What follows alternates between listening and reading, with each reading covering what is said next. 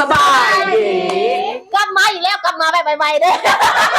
ก็การรีแอคชั่นแต่มื้อนี้เฮาบ่ได้มารีแอคชั่นบ่ฟอนบ่ได้รีแอคชั่นเพลงอีหยังแต่มื้อนี้เฮาจะมารีแอคชั่นไข่เซฮอตพอตแม่มื้อนี้เฮาจะมารีแอคชั่นบรรดาการได้ปะเขาอีหยังก็การแนะนำตนเองของสมาชิกใหม่ในทีมงานปัญญาจิตของพวกเฮาเนาะมันจะมีผู้ใดแน่เดี๋ยวไปเบิ่งกันเลยเดี๋ยวเขาจะไปเริ่มต้นเดี๋ยวเขาจะไปเริ่มต้นก่อนเนาะจากคนเก่าก่อนโอเคเห็นบ่นี่มันก็แล้วไปเกี่ยวหยาเกี่ยวไทยเปิดเสียงขึ้นเนี่ย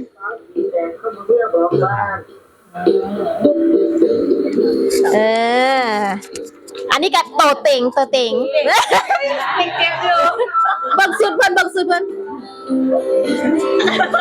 พร้อมกันเลยบ่มีอันบ่พร้อมเลย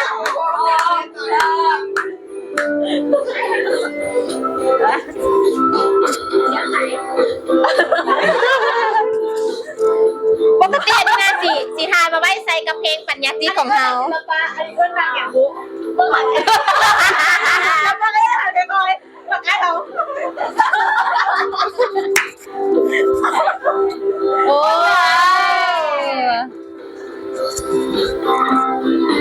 เพลงนี้ต้องมวนเลยพวกเจ้าก็เห็นเป็นไงนั่นปะทรงบูฮู้ว่าเป็นน้าผู้ใดนะแล้วก็เป็นทรงบูฮู้ว่าน้าผู้ใดเห็นอยู่กลางทางแล้วมันจอดรถกันแล้วพาก็ไปดังเอาซื้อเอาอ่ะแม่ไม่เอาไหวเลยอันนี้บูฮู้เลยมันเป็นไม้ของไทยไปเป็นลุงตาอันนี้เป็นของเจ้าพ่อลุงตาอันนี้เป็นเจ้าพ่อลุงตาใช่ตัวนี้ก่อนโควิด19จะมาเนาะอันนี้เป็นคลิป2015มันจะแบบโอ้ยคลิปสุดท้ายที่ได้มารวมตัวกันแบบนี้เดี๋ยวต่อไปเนาะอันนี้จากอนุสรณ์เนาะแต่อนุสรณ์ประมาณบอกมานี้เดี๋ยวเราไปเบิ่งได้เลยไปเบิ่งการแนะนำตัวของอนุสรณ์นักสาวตะก้อยรอช่างหลังนั้นกำลังงางออกมาค่าตัวด้วยกันยังผ่านเท่าไหร่300,000กีบกำลังจะถึงปี2ครับและสำหรับจุดพิเศษของตัวเองเนาะคอยเป็นคนที่มักยิ้มให้คนรอแต่ไม่เคยยิ้มให้เขาเลยออกกำลังกายยิ้มเองทำงานก็แล้วมีเบอร์ยังไงอุ้ยจะไหนในแสดงอะนะเป็นแสดงการงามเนาะเปรย์เฮ็ดเซยเด้ออันนี้เราเฮียนเอียงอนุสรณ์เฮียนสาขาใดสาขาใดมีศาปีอันนี้เขาสองนะคลิปต่อไปเขาจะไปเบิ่งน้องพุทธพรเฮาเนาะแต่ไม่เขียนให้คำตัวพุทธพรภูมิยันลาพุทธพรแต่วันนั้นเรายังเอาพุทธพรไปให้ปัจจุบันกำลังศึกษาอยู่คณะศึกษาศาสตร์มหาวิทยาลัยแจ็คพอตปัจจุบันเนี่ยงานของเขาเป็นคนที่มักเบิ่งคอนเทนต์ต่างๆมักเบิ่งคอนเทนต์บางคนทั้งหลังพูดเลยว่าเกี่ยวจ้าไปเบิ่งคอนเสิร์ตน้ำกันบ่ไปบ่ในเบิ่งบ่ติดแม่นเขาถ่ายทวิตเตอร์จนเมื่อยย้อนถ่ายทวิตเตอร์บ่ได้รับบ่ได้นอนอันแน่แล้วนี่ก็คือน้องบ่ยอมโจแบบบ่ยอมนี่ก็เป็นบอธรรมดาการพากเสียงคนไม่ต้องย้ำแล้วพูดก็ยังผิดนะก็ยังผิดอยู่ต่อไปย้ำเด้อพูดพระพรคนต่อไปเนาะคนบกไก่เขาเนี่ยแหละเป็นรุ่นเอาเด้อมาเป็นผู้ใดไปสบายดีพระเจ้าคือวันลงมันโอ้มีคนคอมเมนต์อีกได้มีคนกดไลค์28นะมีผู้เชี่ยวชาญเราพระเจ้าทำงานเพื่อที่จะเข้าถึงสมาชิกของนี่เท่านี้ว่าเนี่ยสมาชิกงานปฏิบัติของเราเป็นจัดตั้งขึ้นเพื่อพัฒนาชีวิตความรู้ความสามารถอันนี้บ่มีคลิปแล้วหลอนมาเขายืมพัฒนาผู้การของผู้หญิงเราเป็นครูนี่แหละที่เป็นครูในศตวรรษที่21ขอเชิญชวนเราผู้ใดที่ว่ามีความสนใจที่จัดสากเก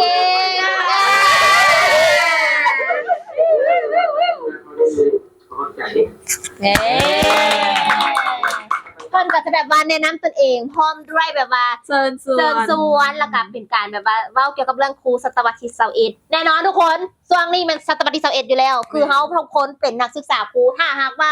อ้อมโตเฮาบ่ได้แน่นอนไปสอนเด็กน้อยมันก็จะคือกักถือบ่ล่ะอันไหนที่เฮาเฮ็ดได้ก็เฮ็ดเลยเป็นอาสาอยู่บ่อนใดเฮ็ดได้เฮ็ดไปเลยบ่ได้เงินบ่ได้ทำได้ความรู้ได้ประสบการณ์ได้อีหยังหลายๆอันอย่าสู้ว่าไปหยังเราบ่ได้หยังหั่นได้แน่นอนแต่ได้โดยบ่ฮู้โตเด้ออ่ะคนต่อไปเนาะน้องนางสาวใกล้ๆเคียงๆไรระนาบ่มาเนาะมื้อนี้ เขาได้ นี่คือค่อยเอาบ่มีภาคอีกใดนะน่ะขี้อายบ่กล้าแสดงออกบ่ค่อยเป้าสังคม โดยรวมก็คือโนเบิร์ดเพราะเขาที่คนนี้ยังลงมา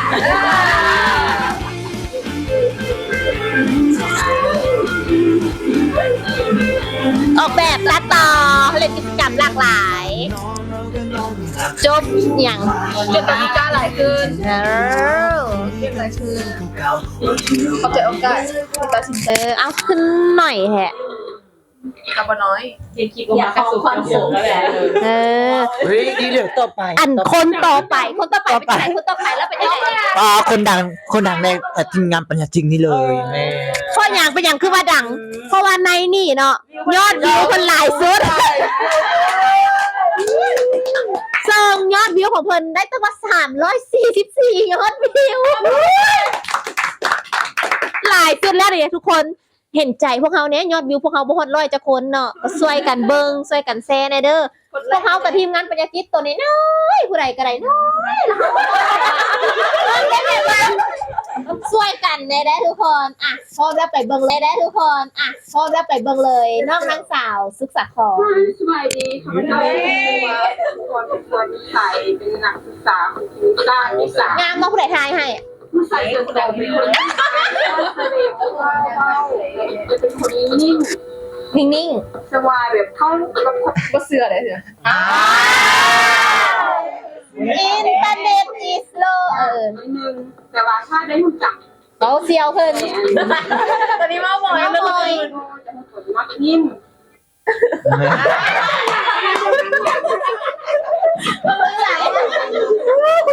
โครงการคนหลังนะ คือ MVP เดี๋ยวเขาจะเริ่มใหม่เด้อทุกคนเดี๋ยวปั๊บให้อินเทอร์เน็ตมันดาวน์โหลดกันเนาะอดใจรอจะได้เบิ่งคนดังมันเป็นสิแหละดังมันไม่เป็นสิแหละ ดังแล้วยิง ดังไรยิงไป ตัวนิสัยเป็นนักศึกษาของทีมชาติที่สาม ปิดเสียงเข่าแล้วได้แฮะ เป็นคนที่อายกล้าแสดงเว้าและจะเป็นคนนิ่งๆสบายแบบเข้ากับคนยากนิดนึงแต่ว่าถ้าได้รู้จัก เนี่ยค่ะได้หัวจัก เบ้าหลาย เป็นมุคุชนิดโวจะเป็นคนมักยิ้มมักฟังมักลมในเรื่องต่างๆนะคะเวลาว่างเราก็มักเบิ่งชีวิตว่า เหมือนกันเลยค่ะ สาววัยโตเนาะก็มีความฝันว่าอยากเป็นครูเนาะที่ว่าเด็กกล้าเบ้ากล้าแสดงออกได้สอนนักเรียนในต่างๆในกิจกรรม กูบอกนี่เล่าเรื่องไหนนี่ ประสบการณ์ จือปะเราเรื่องไหน เขาก็จือเลย อย่างหนึงก็มีความฝันว่า อยากพาพ่อแม่ไปเที่ยวในที่สถานที่ท่องเที่ยวต่างๆที่สวยงาม โอ้คน2 นาทีสมพรวานิซ่ามักมุมนี่แหง วิวธรรมชาติที่สวยงามเนาะมัก เด้ ท่องเที่ยวมักถ่ายรูปแบบนี้ คนว่าจะเป็นคนดัง มักแล้วก็ว่าการแสดงออกน่าอายเพราะว่าตัวเองนะแต่เกิดมาเนาะถูกเมืองคูบุรีว่าเป็นคนนี้นะเป็นคนดังเป็นคนโมงาน เรียนจบในทุน อันนี้ดำอันนี้เอิ้นอย่างสู นอนเข้าเครื่องกระด้ากล้องหลัง เอิ้นเคียว คือว่าเสียเท้าตัวนี้นะตัวเอง พวกเรามากล้องโฟกัสอย่างโฟกัสไปไหมไม่ได้โฟกัสคนเลย มันโม่ส่งกับโมคือแบบคนกับโมคือว่าโมคือแบบเป็นคนทางนี้เลยเป็นคนงามเป็นคน ตัดทอชีวิตไปแล้วหนึ่ง ก็แบบสภาพตัวเองมันจะ อาบูนิจิ อาบุญที่กูแต่ว่าตัวเองต้องเที่ยวไหน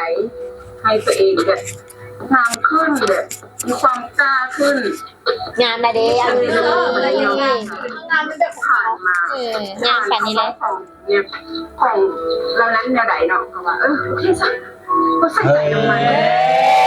งามเกินอีหลี งามด้วยฟีเจอร์ละสิ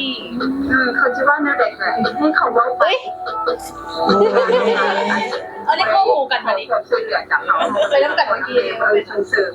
พ่อแม่เขาก็ภูมิใจในตัวเองเขาก็ภูมิใจในตัวเองที่ เย้ ใส่ใส่ยังประหยัดขนาดนั้นคณะศึกษาศาสตร์ทั้งนั้น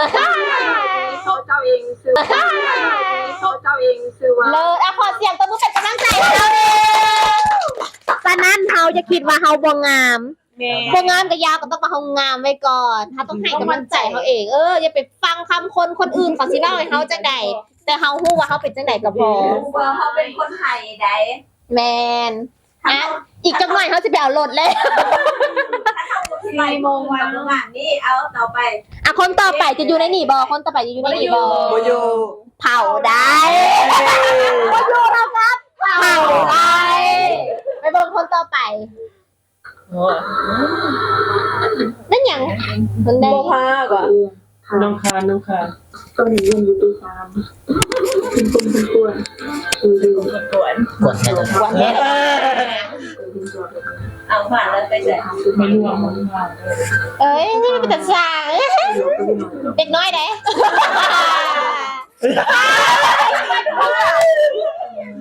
เสื้องามแล้วทุกคนสั่งได้ตก80ก็น้องอ่ะ เอาเปิดไว้แท้อันคนงานนี่เบิ่งเพลินๆนี่เบิดไว้เนาะ สมพอจึงบ่มีคนเบื้องไหนนะแม่ วีแสดงว่ายอดคลิปเขาต้อง2 นาทีอัพเขาต้อง2 นาทีอัพประมาณ2 นาทีเขาต้องเล่าเรื่องชีวิตเขาพร้อมต่อไปพวกเจ้าคอนเทนต์พวกเจ้าต่อไปคือต้องเล่าเรื่องชีวิต เอาจากชีวิตของพวกเจ้า อันต่อไปนะเขาจะไปเบิ่งคนต่อไป น้องกรีมมานี่อยู่นี่บอ อยู่นี่ เท่ากับ เผาได้ เผาได้คือเก่าว่า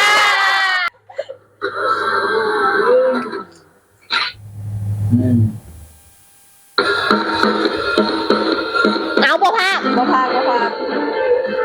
ไม่เคยอ่านบ่น้องเป็นคนว่าโบเก่งแต่อยากพัฒนาตัวเองในเด็กน้อยเอาบ่ภาพจึงได้เข้ามาเป็นส่วนหนึ่งของทีม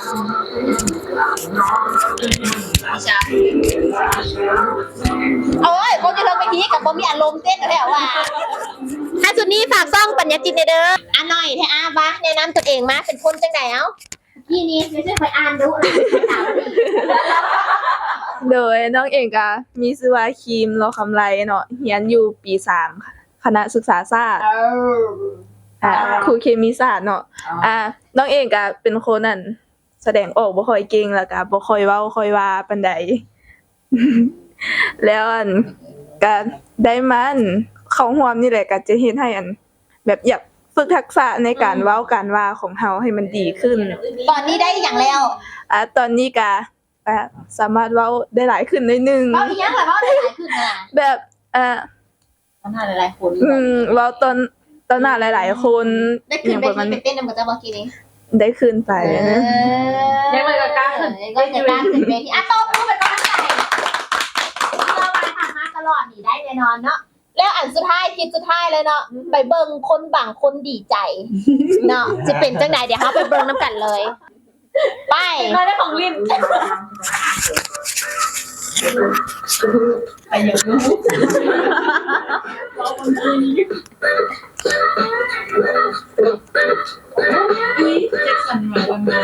แจ็คสันบอกแจ็คสันว่าอันนี้เป็นจอยสิ้นหวัง หมุนอีกนะหมุน360 องศา มันจะมีทั้งของที่สามารถใส่ประโยชน์ได้กับคนสามารถใส่ตัดประโยชน์ได้ เขามาเด็กน้อยได้ของเล่น กงพักว่ะ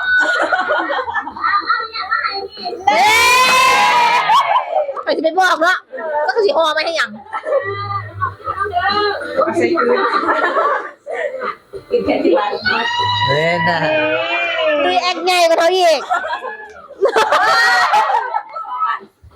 เนี่ย เป็นสิ่งที่อยากได้มา2 ปีแหละ เอ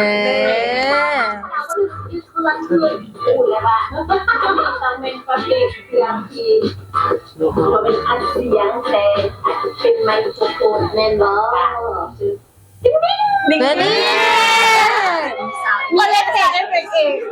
บ่จำเป็นต้องตัดทีมงานตัดต่อบ่จำเป็นต้องเฮ็ดเวียก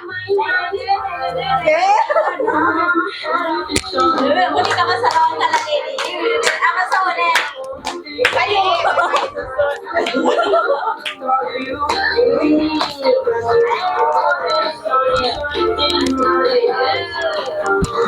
โอเค อันนี้ก็เป็นการรีแอคสั้นช่อง TikTok ของปัญญาจิตทั้งหมดเนาะ อยากรู้อีกอย่างเพิ่มเติมอีกสามารถไปเบิ่งของพวกเราได้อยู่ที่ YouTube เซิร์ชเข้าไปเข้ามาปัญญาจิตเป็นภาษาลาวเนาะ แล้วก็มีว่า TikTok เกเน่เนาะ แล้วก็มี Facebook ก็สามารถเข้าไปติดตามได้เพราะว่าพวกเราเห็นเวียกับเด็กน้อยเนาะบ่ว่าจะเป็นพาเด็กน้อยพัฒนาเรื่องทักษะการเว้าการเต้นการเรียนรู้ง่ายๆคือ พัฒนาเด็กให้กับเจ้าฮู้สิ่งที่กับเจ้าอยากเฮ็ดหรือว่าให้กับเจ้ามีพัฒนาการที่ดีขึ้นแน่นอนว่าเด็กน้อยกับเจ้าได้เฮ็ดทันเฮ็ดนี่มันจะได้เขาแค่ให้กับเจ้ามีแบบพัฒนาการที่ดีขึ้นแล้วก็เจ้ากล้าเข้าสังคมอีหยังต่าง ปลูกจิตสำนึก ปลูกจิตสำนึก มาหลายรายการแล้วตามติดตามเบิ่ง ๆ yes sir นั่นพวกเรายังมีโครงการฝึกอบรมสิ่งคิดชีวิตเปลี่ยน เปลี่ยนคิดลบให้เป็นบวก คนหาหักแท้ yes sir สร้างความมั่นใจและคุณค่าให้กับตัวเอง yes sir เลี้ยงลูกจังไดสิบ่ให้เครียด อ๋อฮะ ยังอีกตัวหนึงที่บ่เขียนออกแล้วสร้างถึงแล้วแต่ยังบ่ทันได้ไปอบรมบ่ได้นั่นคือหักจังไดสิบ่ให้เจ็บ ว้าว oh my god และอีกอันหนึง คนที่ต้องการนั้นสามารถสอบทิมมา10 คนขึ้นไปทีมงานพวกเขาไปฝึกอบรมได้ตามข้อขอที่ว่านี้ อ่าฮะ แล้วจากนั้นพวกเขายังมีรายการอีก รายการหยัง รายการที่กำลังเฮ็ดก็คือคนหาผลงานประสานหาผู้ชาย อย่า เขาจะตามหาผู้ใดมีผลงานใดๆเขาจะตามไปเลยเพราะเขาเป็นเด็กของอธิการบดีดีใจ เอาละทุกคนสุดท้ายนี้อย่าลืมกดไลค์กดแชร์กด subscribe กดกระดิ่ง